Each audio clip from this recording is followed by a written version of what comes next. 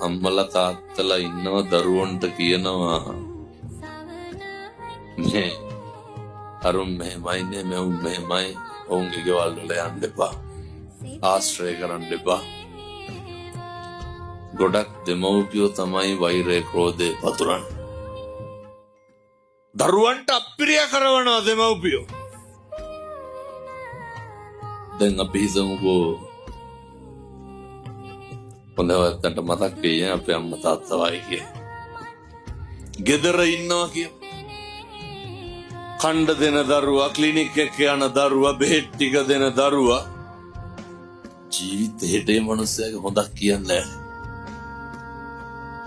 අවුරුද්දකට සැරයක් ඔය සරමකුයි චීත්තකුයි හැට්ටකුයි සීනේ 250කුයි කිරිපිටි පැකට් එකකුයි අරන් එන.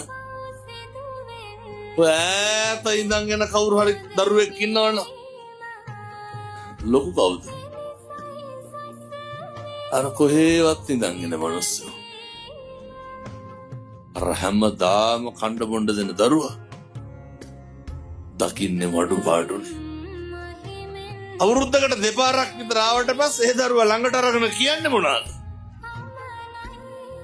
අර මොකක් හරි වෙච්ච අඩු පාඩුවක් කියන්නේ.